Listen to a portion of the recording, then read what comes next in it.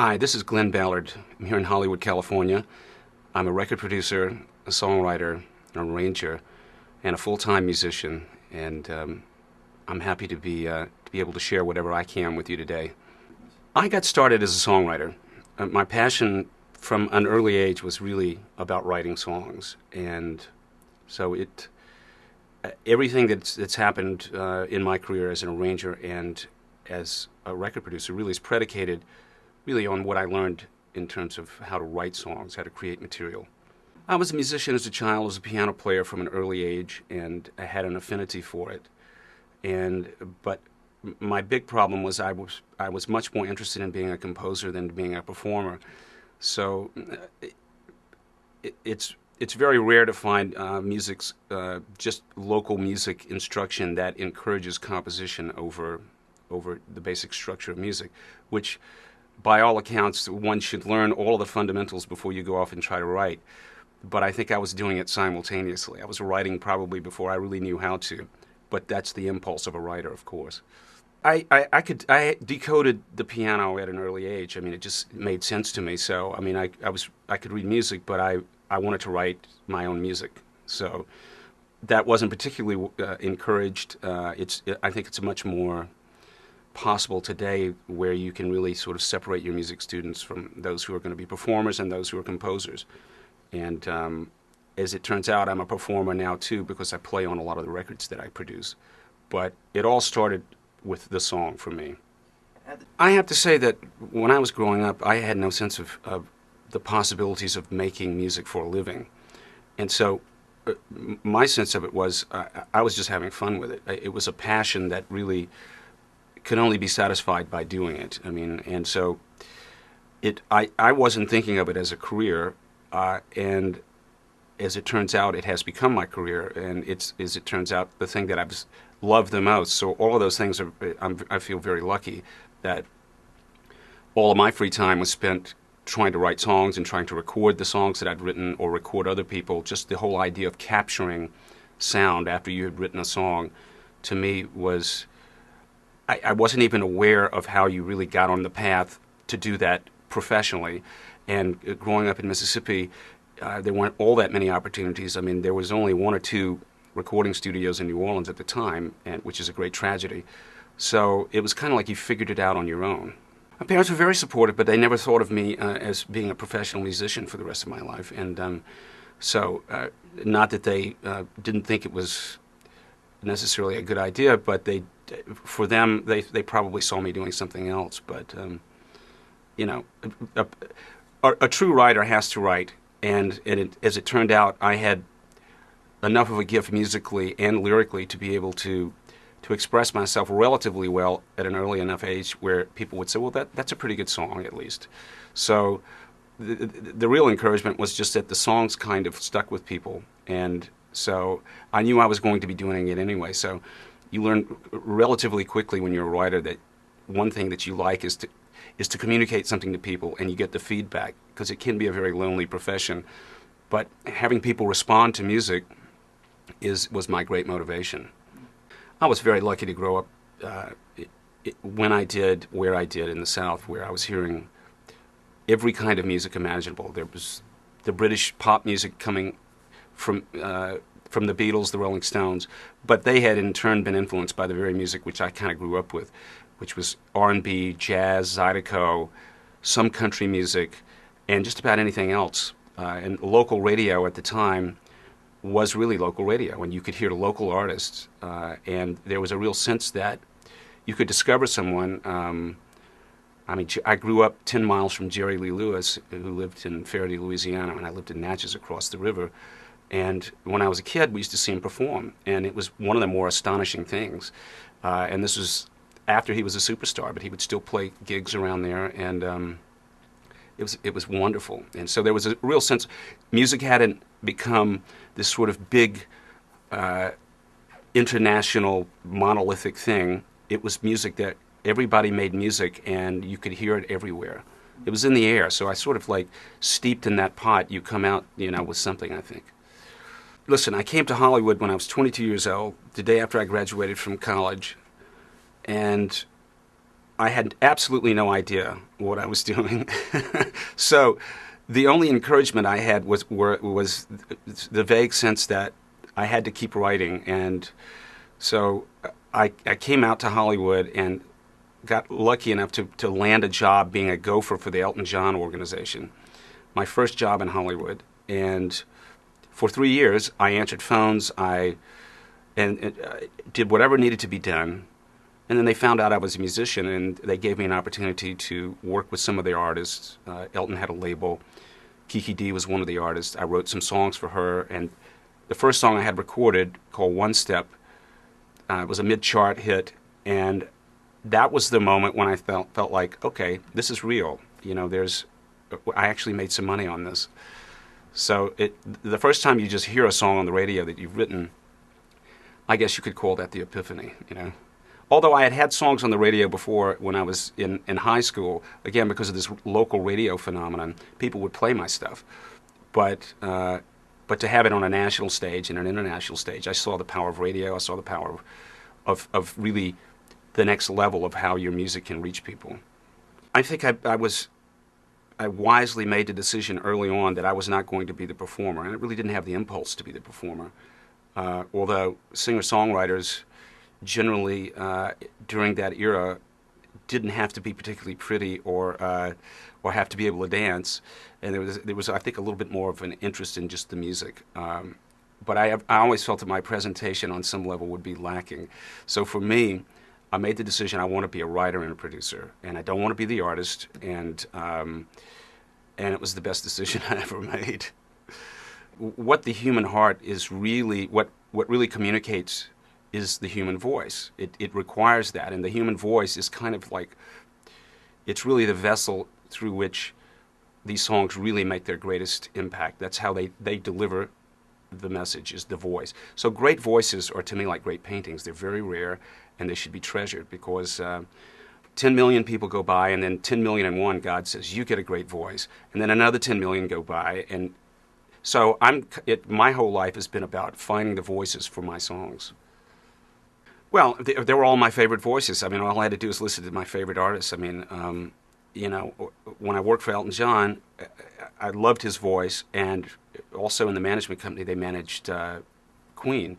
So, I was hearing great voices, literally just being the guy, the gopher running around and hearing people sing. And of course, from Sinatra to Billie Holiday to voices that I had heard growing up, and John Lennon and Paul McCartney, great voices that somehow transcended.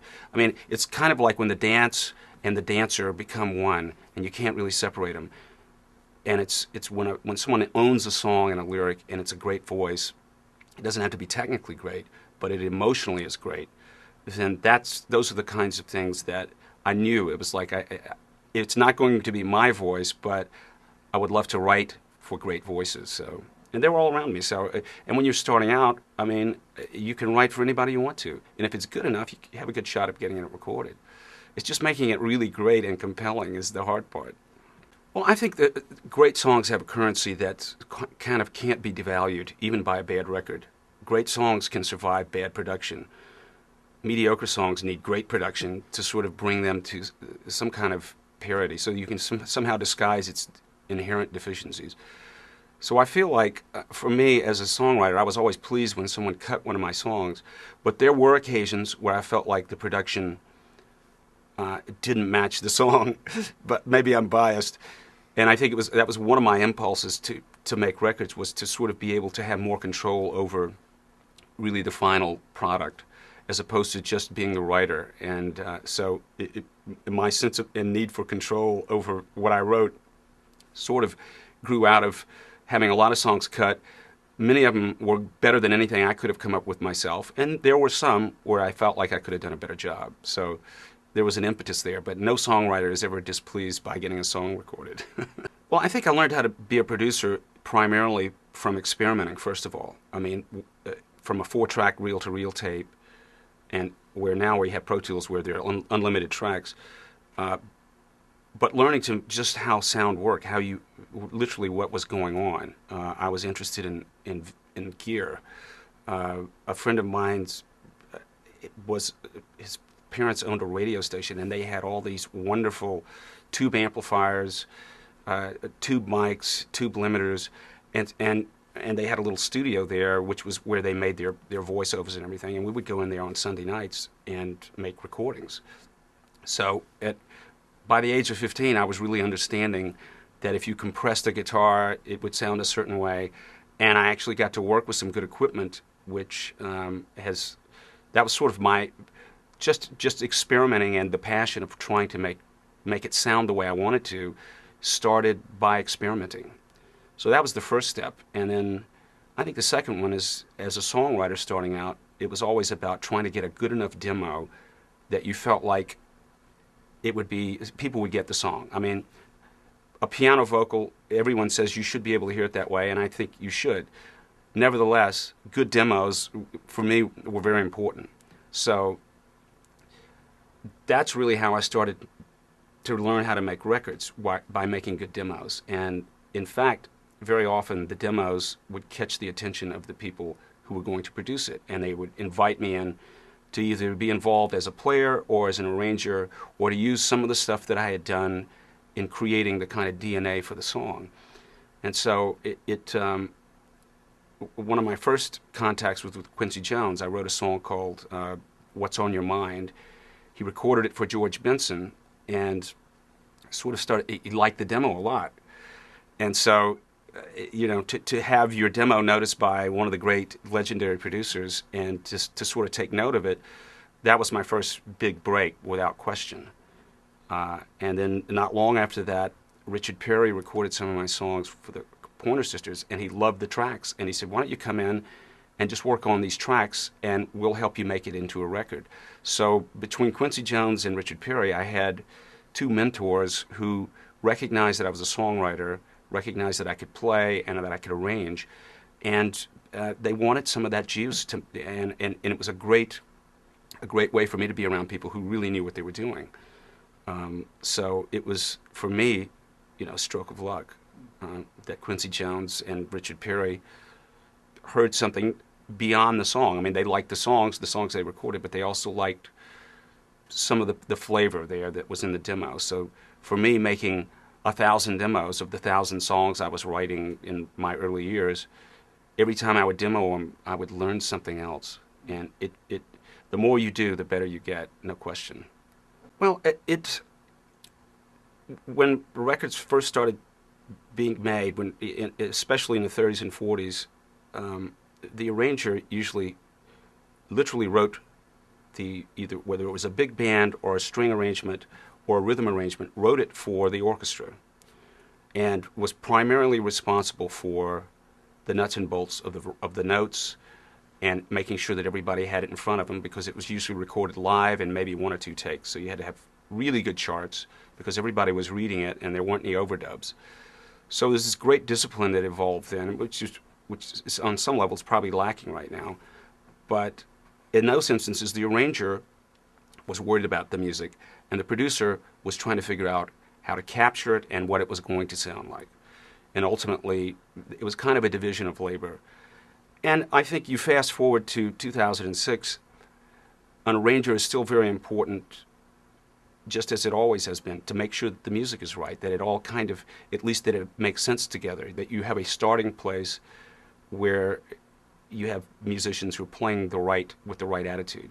And then the producer is kind of like trying to figure out how it should really sound in its ultimate form, and hopefully guiding the performances and taking the structure that the arranger gives him, and is really at that point becoming like the director of a movie, where you're really trying to get nuances out of the performances, and the building block is the arrangement.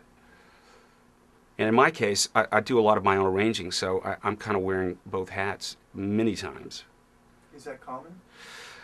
It's probably as common as it is not. I mean, I think it's probably, there's some producers who get more into the nuts and bolts of the music.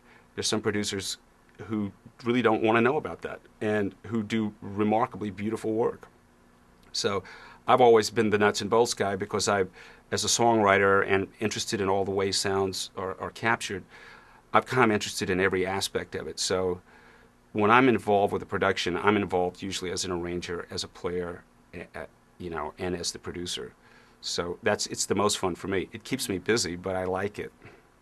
Well, I think a record producer, if you'll allow me to use another film metaphor, the record producer is essentially like a film director and a film producer rolled into one. Record producer has the creative responsibility for the whole record.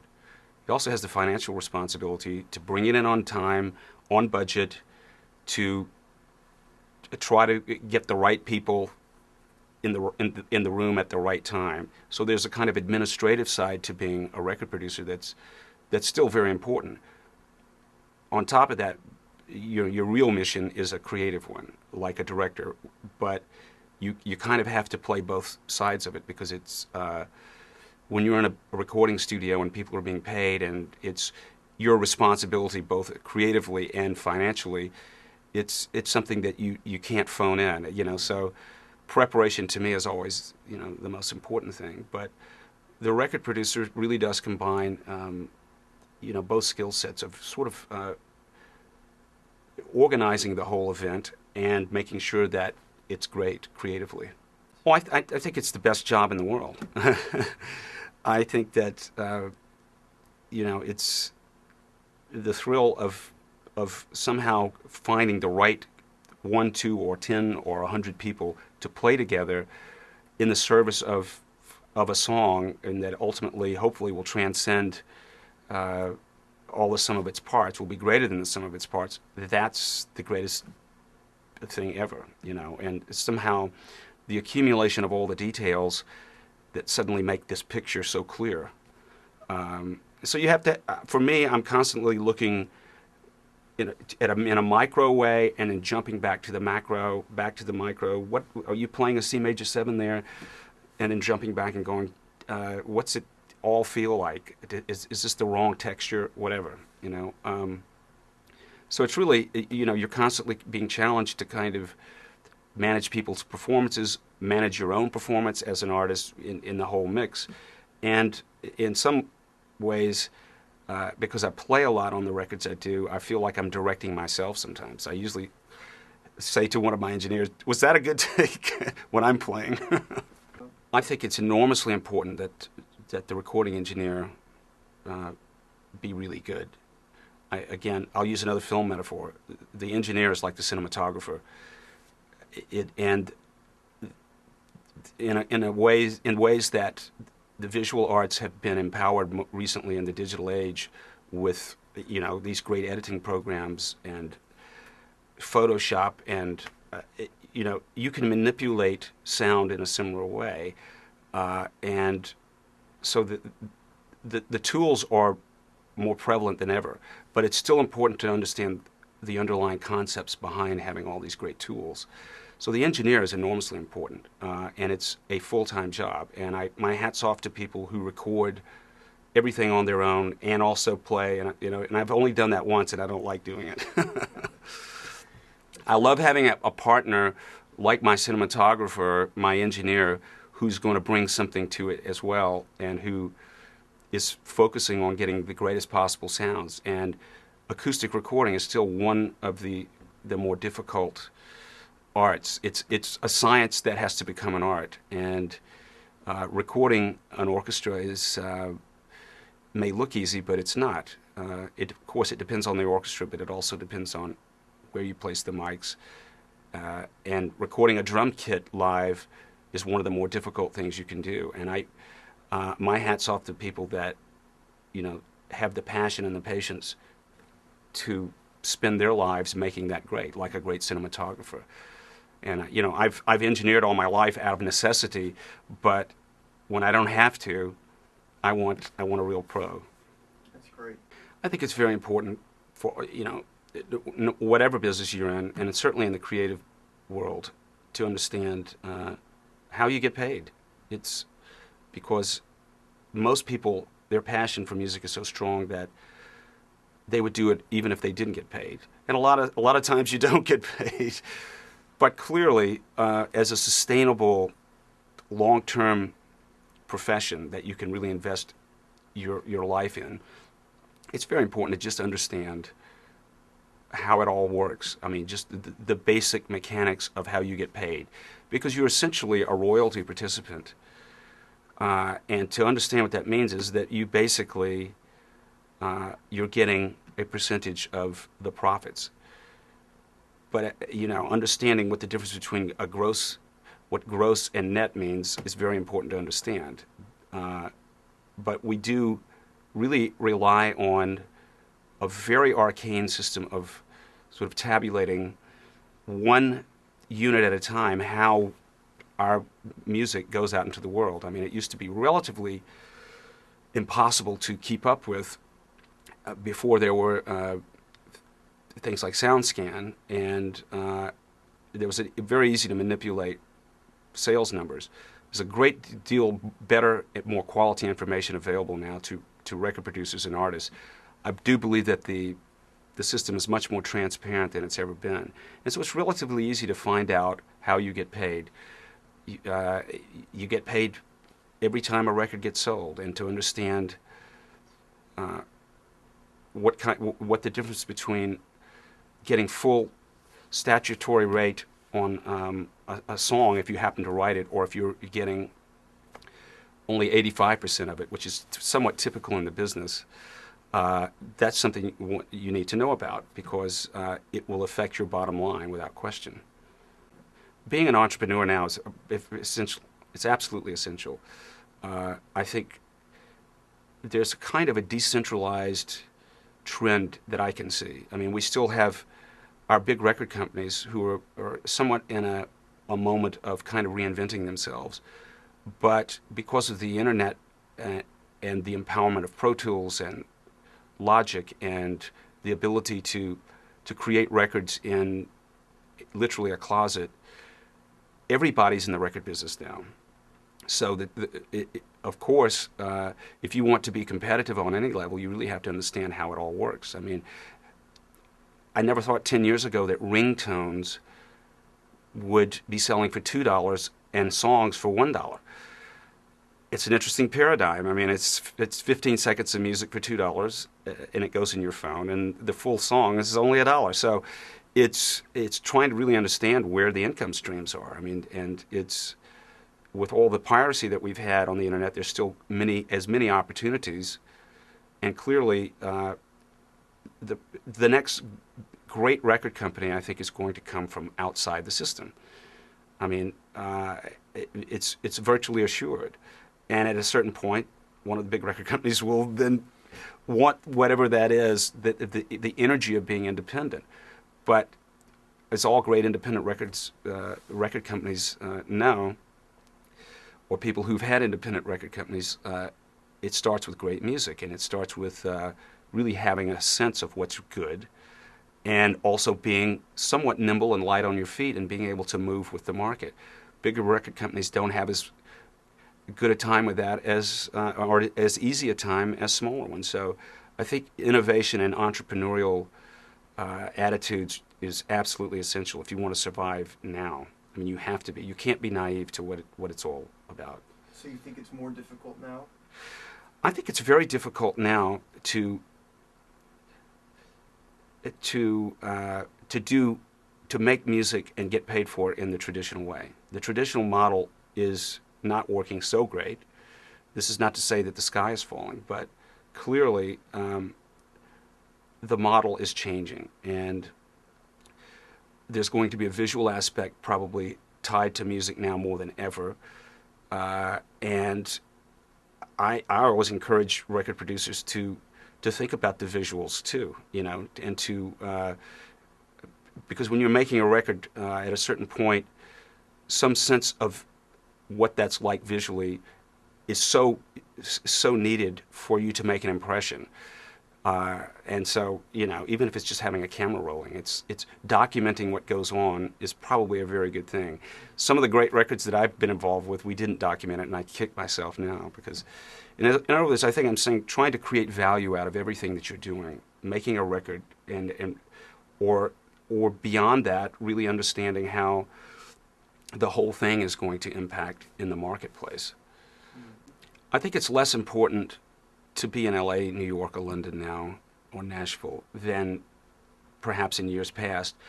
But having said that, I still think it's a much better environment to be, I would say LA. I may be biased here on the West Coast, but this has always been a great music town. It still has the greatest recording studios, and it has more of them than any other city in the world.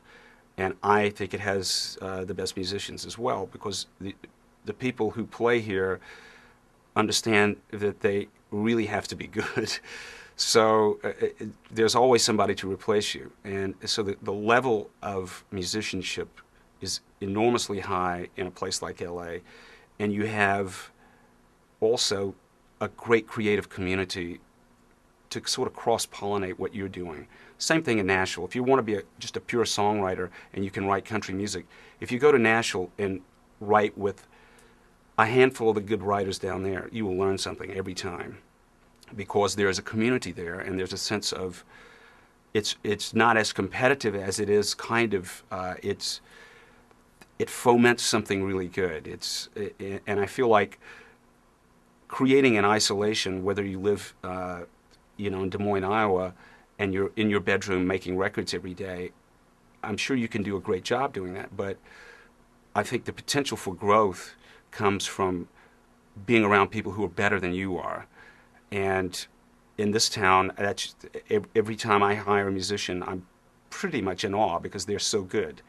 And I learned something from that, and I think that as a result, I raise the bar as high as I can every time.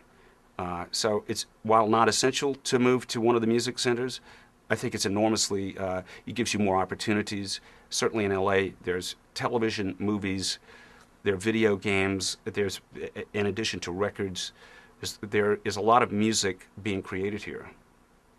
I think it's important that a producer be patient, ultimately, and a good listener. And I mean, we're in the business of listening critically, so to me, patience and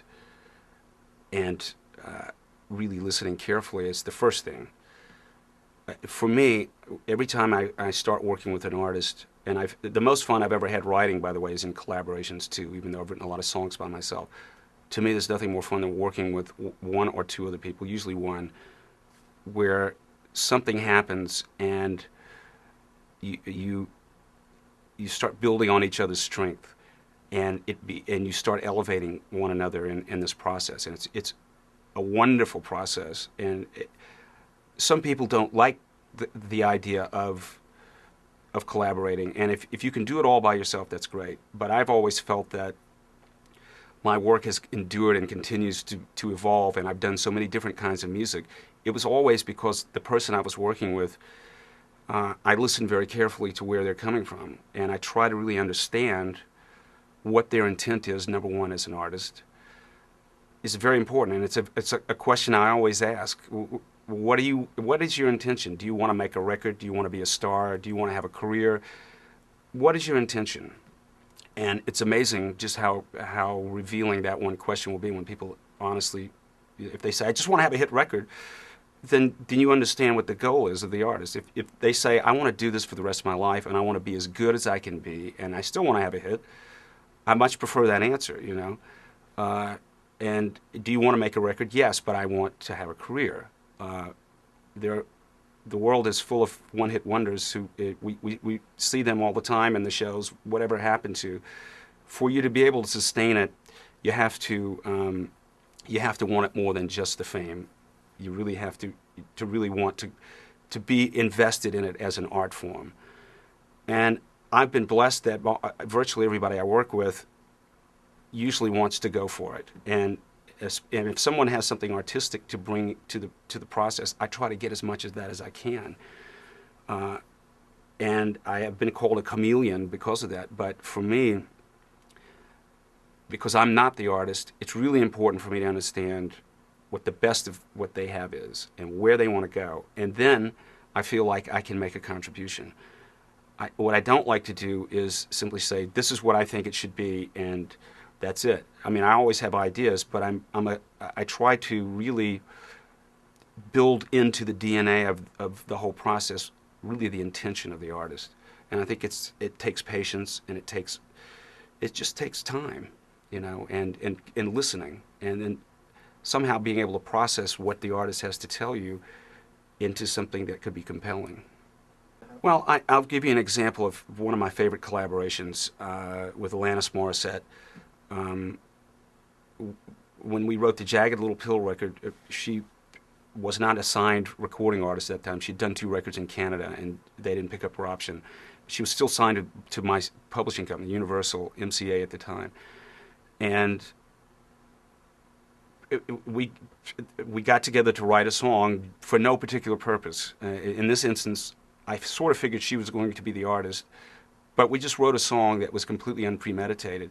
And it was as simple as me picking up my guitar and hitting a couple of chords, and she would go, "I like that." And she would sing a melody, and I would hit it back to her, and then she would start writing. And it was literally like playing tennis with somebody, and when you have a rally that goes on for an hour. And it was like building it just like this. And we wrote most of the songs together in a day. In fact, every song on Jagged Little Pill was written in a day. But the chemistry is right. Sometimes it takes a month to write a song, but in our case, it was a song a day. And it's because, first of all, our tastes were similar enough that we intuitively sort of moved in the same directions together. And also, secondly, she had enough trust in me to empower me to do my thing. And I had enough trust in her to say, let's go there. And, you know, early on she would frequently say, "Can I say this in a song?" And I would say, "Yes, you can." Don't worry about it. Say what's in your heart, what's in your head, and that can't be diminished. Well, I had no way of knowing that we were making a record that would sell 35 million records. I mean, if anyone who sits and says that I'm writing an album that's going to sell 35 million records, I would accuse, they would be guilty of the crime of hubris, because you can't think that way. And there was a confluence of a lot of things in the culture and that particular moment in the zeitgeist in the culture, but it was just a great collaboration, and it was one that I was exhausted at the end of every day, but I felt like I had left nothing on the table, and she felt the same way. So the hardest part is to find the right person with whom you can do that. A lot of times, if the chemistry isn't right, there's no way you can give everything to it, because you don't feel like it's going where it feels like it should go. But when it's right, then it's really easy to just turn yourself inside out and put it all into the song. And when you have that kind of chemistry, that to me is why I do it, because it's intimate and powerful and really kind of a magical transformation. It's kind of like some sort of alchemy. I had a similar experience with Dave Matthews. We were going to write 2 songs for his record, and we ended up writing 12 songs in 10 days. And that probably, in terms of sheer joyful expressing, I have never had 10 days like that in my life. In this case, he would play guitar, I would be at the keyboard, and we just wrote songs straight out of our subconscious. I mean, straight out of it. The first day, he came in, I said, "Dave, I just want to do something every day." And he said, "Every day." And we wrote the song every day. First song we ever wrote together. And then we said, "God, that was easy. Let's do another one." So those kinds of collaborations are the ones you dream of, absolutely dream of. And then there are others where I've sat with someone who just looked at me all day. So chemistry is hugely important, especially because it's such an intimate thing. I mean, it's very few things more intimate than 2 people kind of being willing to make the first mistake, or to look stupid, or does this sound stupid? Is this a stupid line? You have to have the freedom to fall flat on your face and go, "Okay, that's a bad idea. That's a stupid chord. Let's do this." And once you get to that point, it can really happen quickly. But if you don't feel the trust and you don't have the mutual trust, it won't happen that way, and it becomes not as fun. I think listeners intuitively understand when there's something good has happened in a collaboration, because I think it's there in the music. I mean, it has been said that there can be no great art without great conflict, but I think the great conflict comes in one's life, and you draw on that to present it because life is not black and white. It's got every color and many extremes and everything in between. And so I think what we're trying to do is really capture our experience in these vignettes of songs, and I always find it a much more fruitful thing when we're all kind of happy and working together. So I think in my experience, the best collaborations thrive in a very positive atmosphere and one that's not in no way negative. Writing for movies has been a lucky experience for me because I've gotten to work with great musicians and great directors. One of my favorite people to work with is Alan Silvestri, who's a great film composer in his own right, and he's done all of Bob Zemeckis' pictures, and we did the Polar Express together, and we got to write 8 songs for this movie, 6 of which are in it. The best thing I can say is that when you want to write for pictures, if you've got a great director, then your job will be 100% easier. Directors who are confident and who have enough of a musical sense make your job easy. Directors who are not confident and who really don't know what they want can make your life miserable. Bob Zemeckis is an example of a confident, brilliant man who gives you feedback. If it's yes, it's yes. If it's no, it's no. It's not, I don't know what. Decisiveness on the part of the director is, like, to me, the number one great attribute that I'm looking for. Even if it's no, if I know it's no, then I go to, if it's not this, I'll try that. Collaborating on movies is an enormously different process just because there's so many other people involved. You have many other masters to serve, but ultimately you're serving the picture. And that's the first thing you learn. If you're really collaborating with the director, he is the person that you really need to understand their intent. Or if they're just dropping a song into a picture, that's a whole different experience. I've had it both ways, but I much prefer to sort of be involved with films earlier than later, just because you get to be part of really the whole DNA of the movie. And the goal for any songwriter is to have a song that somehow is so good that hopefully thematically it can be used in the picture. That to me is the kind of movies that I really prefer to write for, where you really do have a collaboration with the director, and if there's something thematic in a song that may appear at the end or in a key scene, it's always a better idea to use some of that material in the score. And so those are the kinds of opportunities that I'm usually looking for, where there's some thematic element in the score that you either create with someone who's scoring it, or they've created it, and then you create a song out of that. To me, that's the way songs function best and feel seamless, is if you've heard some of the material throughout the movie, maybe in emotional moments or whatever moments it may be, and then it's somehow encapsulated in a song. It's incredible. I mean, it's an incredible high to sort of to see a song function in that way, even in subtle ways. So, I mean, that's kind of like the pinnacle of being able to work with great directors and really have a real sense of participating in this huge operation of making a movie. Film composing, it's a difficult path. You have to have an enormous amount of talent to start with. And I recommend looking at movies where songs function in a brilliant way. I mean, you could take Casablanca as a perfect example of a song that functions in a movie as well as anything that's ever been written. As time goes by, which is not only played in the movie a couple of times, but it is kind of the fulcrum for flashbacks to Paris. It's part of the score, and it's a devastatingly simple and fantastic song. How do you get a gig like that in Hollywood? I think you got to move to Hollywood. That's the first step. You're not going to be writing for film sitting at home. At some point in your career, you can move back there. But if you really want to get in the film business, I would recommend highly moving to Hollywood.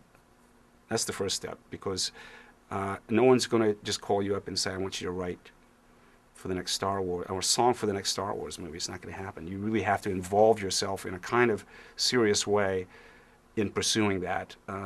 And it's certainly possible. I think the first thing to do is make sure that you understand how to collaborate as a songwriter. There's some songwriters who can write brilliant songs, but they really have to grow out of their own imagination.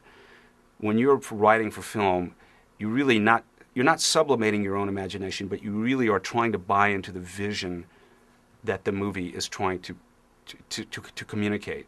And if you're not able to kind of modify your approach, that's probably not good for you. But if you like the idea of really the director being the driving force of what's happening and really trying to understand how the song is supposed to work, then it can be enormously satisfying collaboration. But if you're not flexible, you should probably just do your own thing, because you have to be you really do have to serve the picture. And so it depends on what one's range and tolerance is for how much of themselves has to be in it and how much of it can be really as just working as a writer. I think the idea of there being a Glen Ballard sound in my case is not true. I think the reason I've been around as long as I have is because I don't think I really do have a sound. I really try to adapt my sound to the needs at hand. If I'm producing POD, I know that the sound of that record is going to be a lot different from the sound of a Dave Matthews record, and so, or a straight pop record or a Barbra Streisand record. But I've done such a different range of things that, for me, I think if I'd had a sound, my sound would be over now. When I did the Wilson Phillips records in 1990, everyone said you can't have three girls singing vocal harmonies. This is the era of grunge. And we did extremely well with that. It was kind of counter-programming at that point. But before I did that record, I was working with Quincy Jones a lot, and people thought I was just an R&B producer. And when I did a really, really pop record, they went, "Well, wait, that's a pop record." But didn't you work for Quincy and do all, Teddy Pendergrass and, Thelma Houston and Evelyn Champagne King? I said, yeah, I did that too. And then when I did Alanis Morissette, they said, well, that's got kind of a rock, edgy thing, but I thought you would just do the pop thing. And for me, it's all about who walks in the door and what, if they're blue, I get blue. And if they're red, I try to get red. And that, for me, that's the secret for my longevity. My brand is kind of invisible. But there are plenty of other producers who very successfully have a great sound. You come to them for that sound.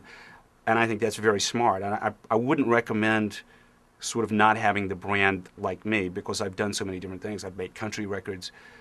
I've made strange records. I've made art records. I've made, hard rock records. It's a kind of mixed bag that is probably not so easy to maintain. For me, it's been my salvation because I never get bored. But I would recommend probably focusing on something that you feel like you really can nail and brand that, certainly. And then you can branch out. I started off as a songwriter, and as a result, I was writing for whoever needed a song. And so that required me to write country music, jazz, pop, R&B, a little gospel thrown in. So I sort of had the training of writing for other people. And it could have been anybody at that time, because I would write for anybody that needed a song. And just because I went to work for Quincy and I suddenly was, I did a bunch of R&B acts, people thought, well, that's what he does. Until when I was working for him, I cut a record on an actor named Jack Wagner, who was on General Hospital, and we had a #1 hit with it called All I Need. And then people said, well, oh, you do that too. So for me, I just kept moving through the different genres because I think based on my background, it was easy enough for me to do that, rather than just say, okay, this is all I'm going to do, and I'm never going to do a country record, or I'm never going to do a pop record, or I'm just going to do rock. It didn't work out that way. The best advice I have is always prepare yourself with a skill set that that you can take into this big arena that we call the entertainment business. The more you have something demonstrable that you can do, whether it is you become a master of Pro Tools, whether you learn how to read music and write charts, whether you learn how to play the guitar, whether you learn how to program synthesizers, work hard on it. I mean, preparation is the key. If you really acquire a skill set, then it really gives you a certain that's your key to get in.